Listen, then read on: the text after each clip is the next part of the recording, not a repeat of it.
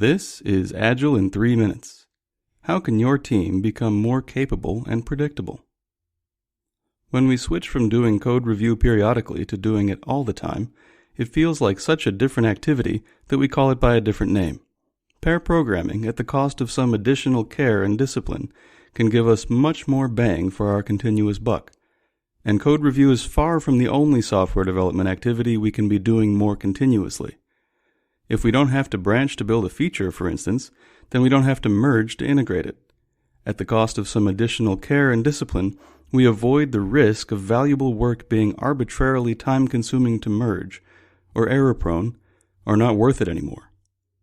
Sharing our work sooner and combining our efforts earlier and more often helps us manage risk, control cost, and grow closer to our teammates.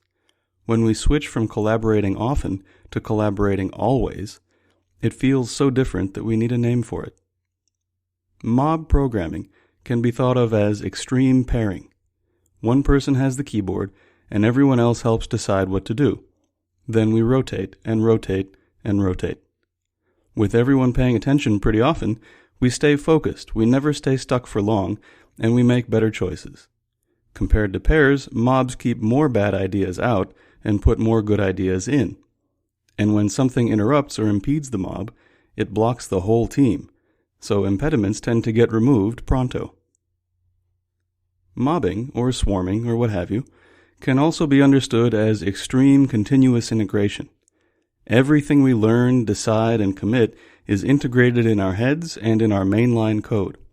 Since there's no my bug fix or your feature, we naturally limit our work in progress.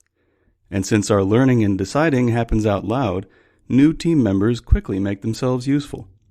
Conversely, when someone leaves for an appointment or greener pastures, the team keeps delivering much more predictably than if work had been divvied up.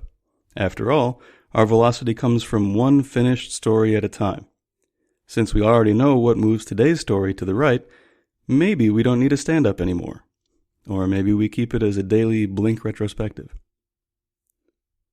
When we hope a new group of people will learn to act as a team, our best bet might be to start them working on the same problem at the same time on the same computer.